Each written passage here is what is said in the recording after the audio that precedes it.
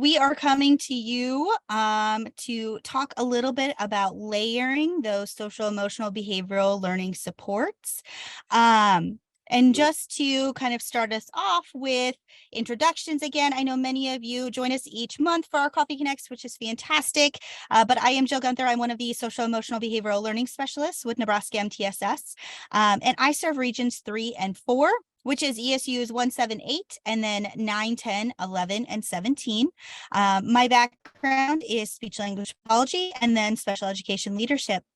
And I'll let Emily introduce herself next.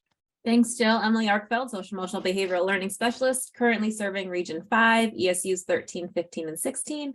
And I come to this job through school social work and community mental health. I'm Mackenzie Rydell, the third SEBL Specialist, serving Regions 1 and 2. And I was a school psychologist prior to this role. Awesome. Thanks, ladies.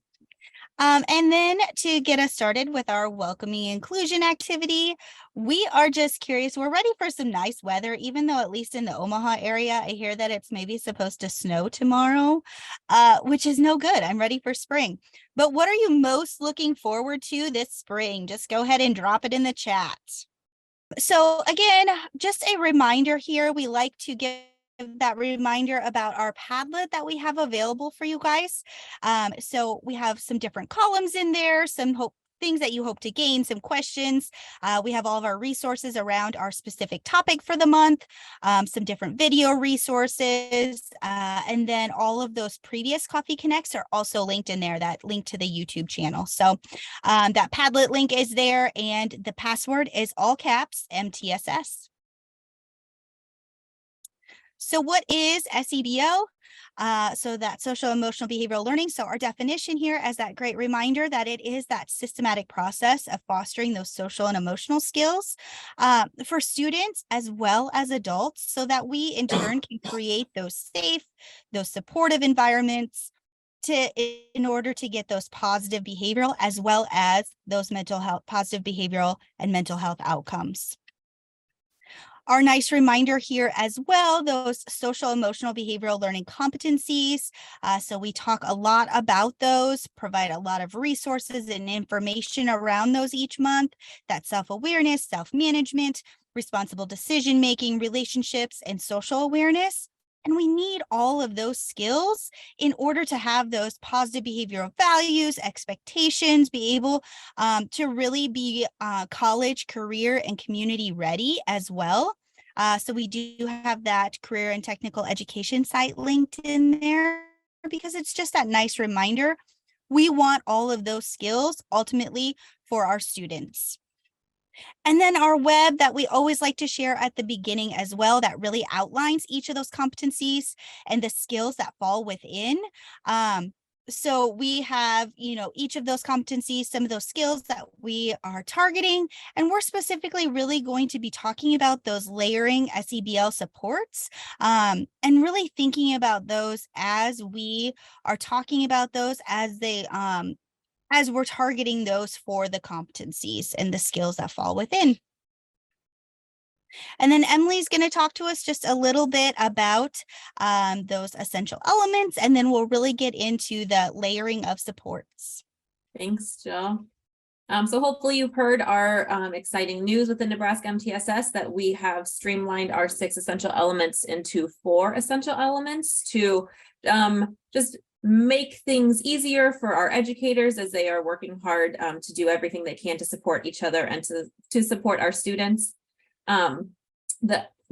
Just as a reminder, a foundation of a well-implemented MTSS framework is the establishment of these essential elements. When you are working with these in mind, then you have better outcomes and more sustainability over time. And so looking at our layered continuum of supports, it's really what we're here talking about today. So we know that we don't know. Okay. The layered continuum of support meets those unique needs of all students using that continuum of whole child supports. So we are looking at academic, we are looking at social, emotional, behavioral, mental health, all of that. So all of that whole child. And then how do we do that in a systematic way And when you look at our SEBL instruction inside of that, it is designed to meet the needs of all students. So at that universal level, everyone is getting the same information, and it is accessible and appropriate for everyone. It is based on data. Everything we do is based on data. And so we're looking at what is exactly going on in our classrooms, what is going on with our students, what is going on in our building, and how do we build the supports to meet those needs and those gaps. And then we intensify when we see in the data that there is a need for that for certain students. And then we're always making sure we use those evidence-based practices and high quality instructional materials to get the most bang for our buck, so that we're not wasting anybody's time, and we're really putting in things that have been backed by research and been shown to be effective, and they're evidence-based for our educators, so that the little time that they have, they are using it with intention, and our students also are getting what they need as early as possible. And that reminder that we tier our supports, not our students. So we don't have tier 3 students. Our special education students are not tier 3 students, but maybe they are getting some tier 3 supports in some areas and some tier 2 supports in areas. So if this is a picture of a student, maybe the student, their attendance is good, they really love science and they are strong in that, they are great communicators and have wonderful social skills, but maybe they need a little bit more help with some written expression and some self-regulation, and then they are getting some of those really intensified tier 3 supports around reading fluency. So we are all individuals, and we all have strengths and areas of need and gaps, and so we all fall into this continuum of we need lots of support in some places, and then in other places we can rock and roll. So when we think about our tier 1 supports, again, this is for everyone. So really we're working on fostering that positive, inclusive, and safe environment. This includes for our educators and the adults in our building, but also for our students. We are really working to enhance that family and community engagement in any way we can. We know that when we have strong partnerships and engagements with our families, it leads to that positive, inclusive, safe climate. Our students have better academic success. We focus on both staff and student well-being. If we're not taking care of our adults, as you all know, and we have continued to say, it's hard for them to take care of our students. We provide those whole child supports and promote UDL, differentiated instruction and scaffolding for students as needed in that tier 1 level.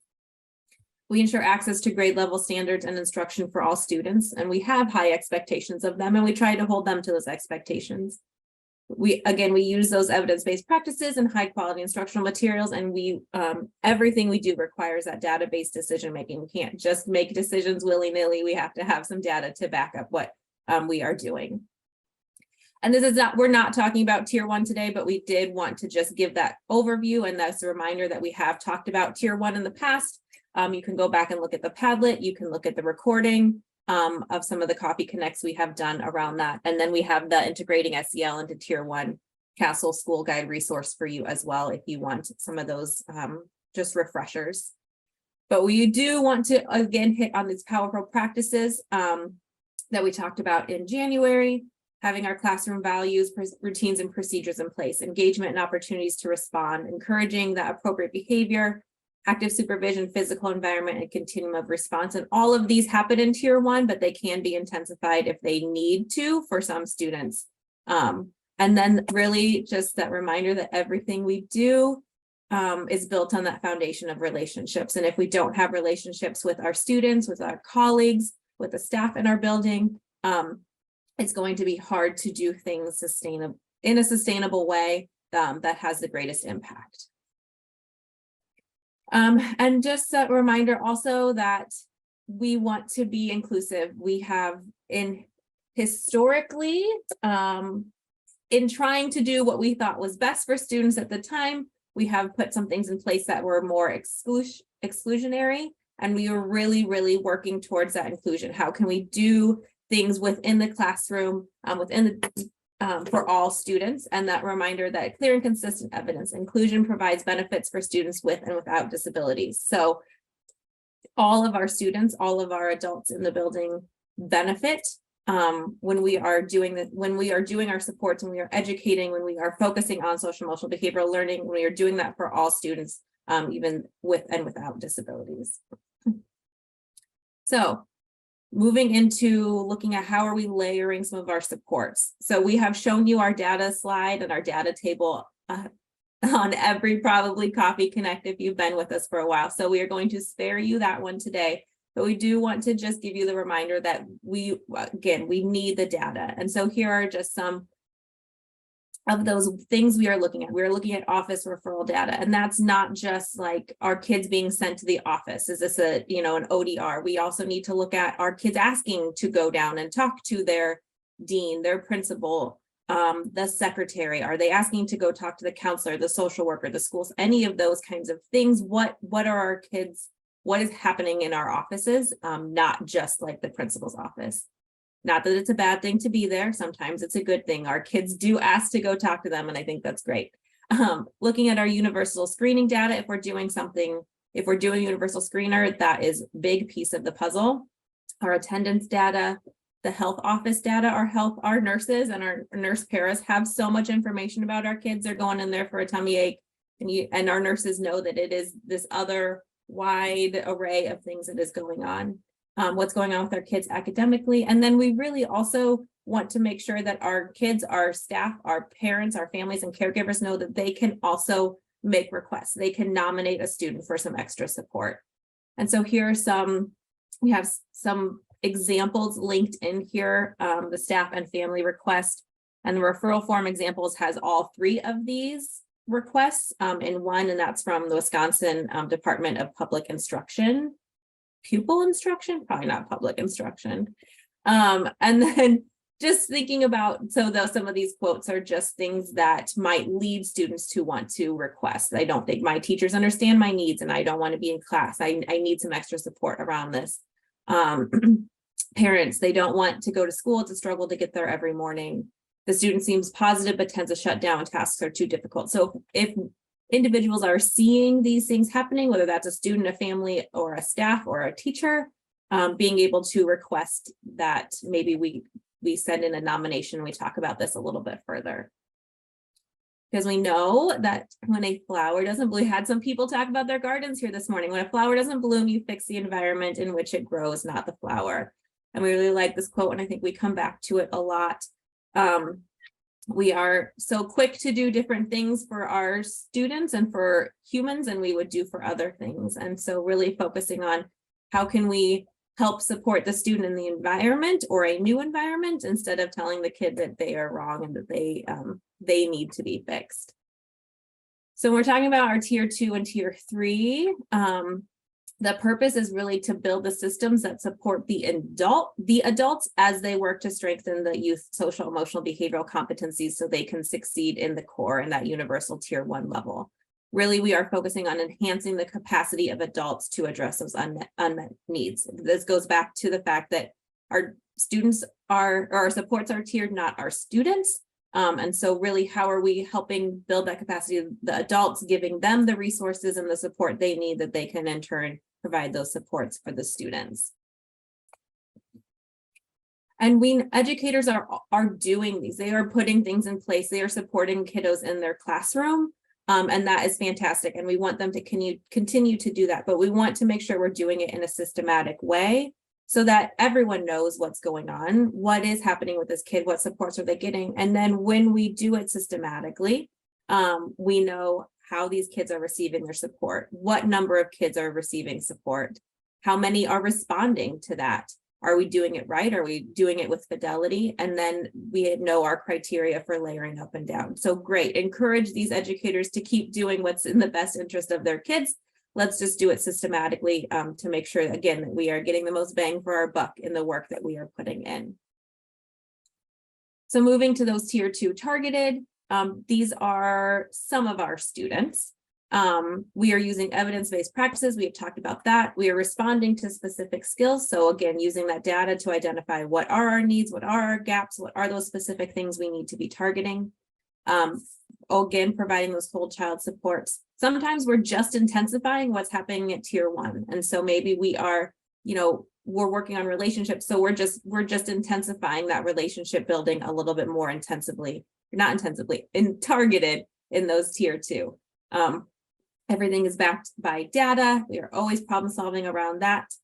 We are progress monitoring what we're doing to make sure it's working. Again, we don't want to waste anybody's time. 6 weeks down the road, we don't be like, oh yeah, we knew this week 1 that this wasn't really going well. We need to have some conversations around that. And then that fidelity data. So going just a little bit more in depth, that tier 2 support, again, based on data and function, we are just intensifying and extending tier 1 core. So doing that a little bit more intentionally. We have increased instruction and feedback to our students. We are implementing it uniformly. So this is everyone who is receiving this is receiving it in a similar way. It is student-centered and strengths-based. However, so we want to make sure we are, again, building upon strengths where we can, and identifying those student needs to do that. We are monitoring it continuously, and really we are being even more intentional and focused on that caregiver involvement and communication. So we are letting them know what's going on. We are asking them if they have suggestions. We are, asking them to carry what we are trying to do into the home as well, if there are issues in the home or similar issues in the home. Tier 2 is implemented by adequately trained staff, and this can include everyone. This is not just your specialized support that we see more in the tier 3. So teachers can do this, classified staff can do this, support staff can do this in your buildings. And then this is for those students with an emerging or low level concerns that are just in need of an additional layer of support, maybe some just increased, intensified things that are happening at tier 1, and it is prioritized for 10 to 25% of our student population. All right, so you probably noticed on the left side of the previous slide, you saw the tier 2 circled and the collaborative teams. And just to re-emphasize that the conversations having around those tier 2 supports should really be happening within that collaborative problem solving team. And oftentimes when we think of tier 2 supports, historically, you might think of it's implemented or done by those clinicians, those specialists in the school, social workers, psych, school counselors to help support those students. You might think individual kid talk or having informal discussions around student needs, or just having the leaders or the administrators request assistance for additional support. But we really need to shift that thinking to that all staff get to help support students. Like Emily said, tier 2 is something that our teachers can do, that our support staff can do. Everyone should be involved in the implementation of tier 2. It's focused on intervention fidelity.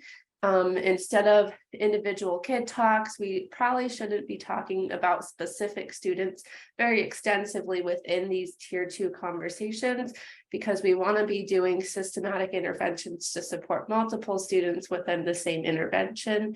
And then anybody can fill out a request for assistance if students are showing need. Anybody can fill something out to refer them to the tier 2 team to have discussions on. Tier 2, we like to call it the forgotten tier. And so we're working towards making sure it's not the forgotten one. But we have great tier 1 supports. Everyone gets these resources, this instruction, X, Y, and Z. And then when a student starts struggling, it's easy just to jump down to, oh, this kid is having difficulty, what can we do? Then it comes from a good place, because teachers and educators and parents, they just want what's best for their kids. But if we're doing it more systematically, we can have quicker conversations and get them into interventions to help hopefully some of that early intervention or prevention before things become super problematic. But we're also able to support more students in that way, so we're not having to have those extensive conversations about so many students. So at least trying some of those lower level interventions. Okay, so the standard protocol approach, I really like this. And it's just the systematic process. So when we think of tier 2, we promote a standard protocol approach, which basically means you have a consistent process that's the same for most all students, determined by the system that you've chosen. And so an example what this could look like is check in, check out is oftentimes kind of that standard protocol. And so it's usually the intervention that's selected is done uniformly across all people receiving it, at least in the beginning. And it's highly validated. It's a good intervention with evidence behind it. And because you're using the one intervention, it's done with better fidelity.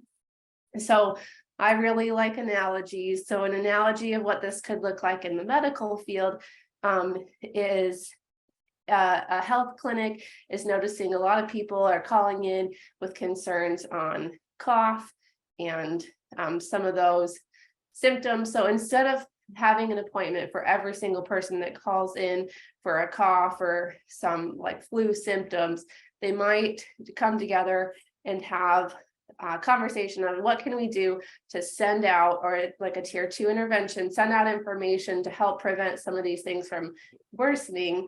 And then that lowers the number of people that need appointments. And if they get that information and they try it and it doesn't work, then they can have an appointment to have further discussion.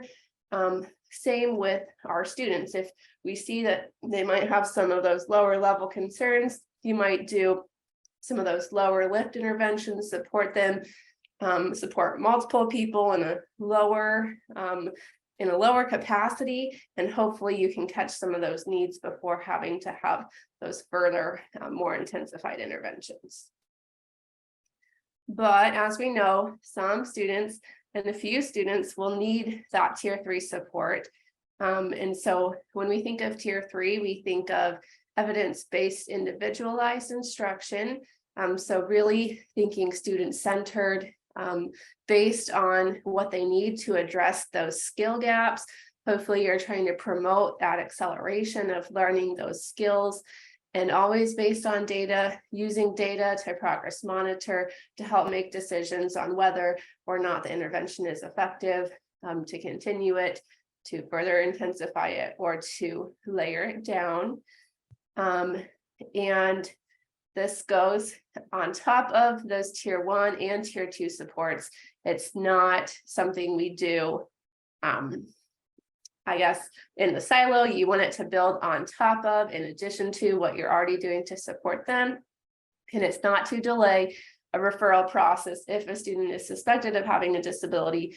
But when we think of that tier 2, tier 3, these are some of the features. So I kind of already went through that, intensified based on data. In addition to, we want it to be strength-based, continuously monitored, really incorporate that student and that caregiver voice. And then who can implement it? The staff who are adequately trained. So that could be teachers, classified, and support staff. I think the key word here is adequately trained, not the education part, but like this is how we're doing the support part. So just having that conversation of what does this intervention look like and how can it be done with fidelity? And after that conversation is had, then hopefully it can be implemented with fidelity. And then received by students who aren't responding to those tier 2 supports, who might have severe and persistent behavioral, social emotional needs. And hopefully you have less than 10% of students in your population that need support at this level. And so we are, as a NeMTSS organization, promoting the use of data-based individualization, or DBI. This comes from the National Center of Intensive Instruction.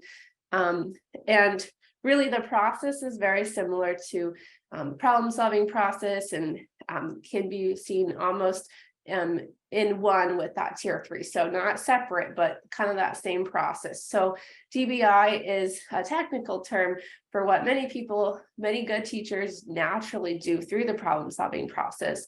So what it is, you can kind of see their flow chart on the right. But you'd start out with an intervention and then looking at that data, that progress monitoring. If it's working, you'll continue it. If it's not working, then you dive a little deeper to what might be happening, kind of that analyze phase of that problem solving process. When we think of DBI, it's systematic, it's explicit, and it's tailored to meet the needs of individual students through this multi-step process. So not necessarily something completely different, but it really goes hand in hand with that problem solving process, but reinforces that consistent use of how are we looking at the data, the progress that's being done, and then what do we do with that data? Do we continue what's working? Do we know that it's not working based on those conversations? And then how do we move on from there? So as systems are built, the interventions can be selected based off of the need. So we like to provide this example, but we don't like to have it be the golden triangle, because really the supports that you are providing need to be based on the population that you're serving. But some examples of, we have tier 1, what you're doing for all students on the left side, but I'll target that tier 2 and tier 3. So you might have the instructional framework you're utilizing. How are you intensifying and reinforcing some of those components? Like I mentioned earlier, check in, check out is a common lower level tier 2 approach to intervention. Small groups, social skills groups, that could be targeted on skills. It could also be targeted like structured interventions for students that might be exposed to trauma or stress, things like bounce back or CBITS, some of those more manualized programs. The good behavior game is a good example of a group intervention to help support behaviors. Restorative conversations around building up relationships and repairing harm when done, and then mentoring. And then when we think about those intensified supports, you have one-on-one supports as the most intensive, but thinking about using prevent, teach, reinforce, maybe community referrals and partnerships wrap around specific FBA function behavior assessments and behavior intervention plans. And I will say, as you layer up supports, it's not necessary to do like a full functional behavior analysis within some of those lower level supports, but just thinking functionally about behavior is always a good idea when thinking about supporting students. Okay, so Derek asked a question. I'm just going to read it quick in the chat. How does the layered support compare to district's current model of general instruction SAT process and special education? Is there a difference? I would say ideally it would go hand in hand. And so when you're thinking about the interventions, we'll kind of get into this in the next slide slightly, but having like the list or the intervention bank, and then having some of those decision rules of what does your district or your school determine needs intervention, I guess, based on that data. And then hopefully if you have your bank and the data decision rules, that will help facilitate the conversations within the SAT process. And then when for like special education, I think not seeing it as not seeing having to do all of these interventions as a delay into a referral process if you're suspecting that, but also having the conversation and the patience of let's try some stuff before we jump to it. So, but there's always those cases where you might have like a new student move in who maybe was on the edge of a referral at their previous district or something. There's just like an obvious need for that referral. So not delaying that if it's a huge need, but hopefully the decision rules and the interventions you have can facilitate those SAT conversations. You got it. Hey, sorry that just came up. I hope I didn't sound rude in that. No, It's more of just trying to help districts understand, like, they're doing similar process, like helping them identify that they're doing things already. But I really like the more specific examples that we're learning about through NeMTSS and SEBL. So I really appreciate it. I'm more trying to make connections so that it's not such a huge jump for districts, because sometimes we start talking about this stuff and people just like shut down, and teachers like go into show. I'm like, how can I make these comparisons? So thank you.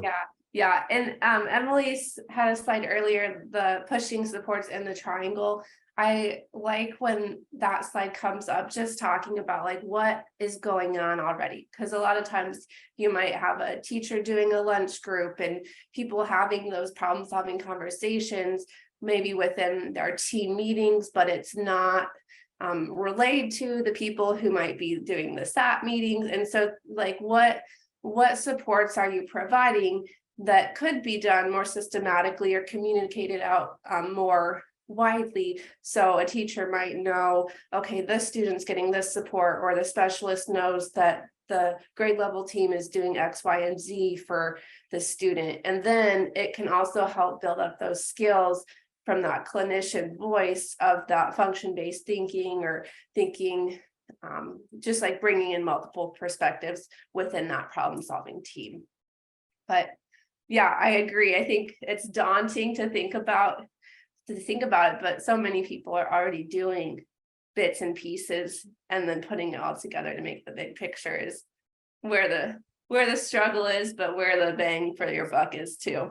And I just want to open it. I know we have some other ESU people on here who are probably having similar conversations. So I want to open it up. If any of you have other feedback to give, or how you approach that, or how you try to tell districts that, please feel free to jump in and share as well.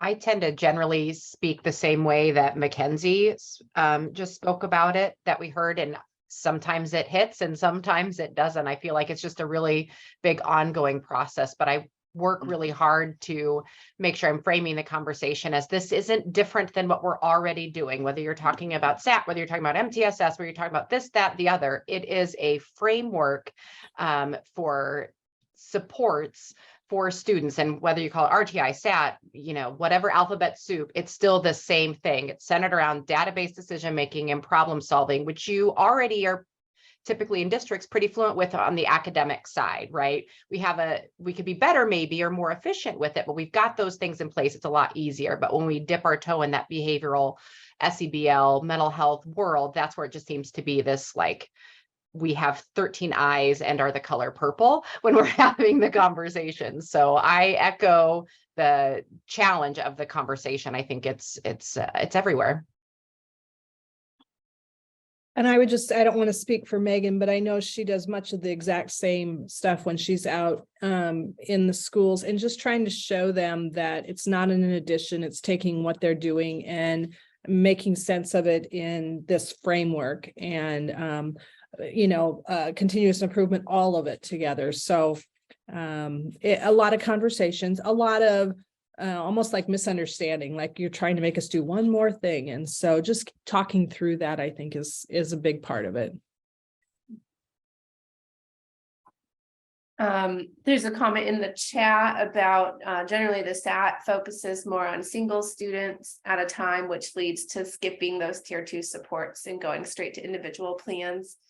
When I was in the schools, I like to call our tier 2 meetings like a well-oiled machine. It was a lot to get running, but once we had it running, we were able to get together and have generally quick conversations about, okay, this student met criteria to get put in. We used the check in, check out for standard protocol. And so we just had the list of students that met that data for the week or the 2 weeks. And then we put them in, and then we looked at the kids that were receiving it. Were they responding? Were they not?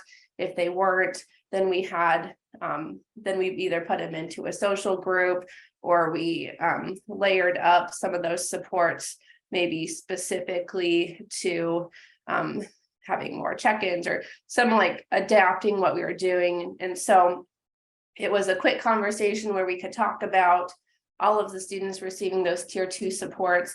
And then we had it, once it was built, it was easy for us to meet and then send out an email. The staff were all aware of on Wednesday mornings, we're going to find out who's starting check in, check out, who's graduating for the next week. And then, and so it's a lot to build, but I think once you're there, it feels like a well-oiled machine that you have built. Okay, yes, good conversations, working smarter, not harder. Yes, okay, so we only have a couple more slides left. I kind of referred to this when answering that question, but thinking about creating a resource bank, this is an example of what that could look like.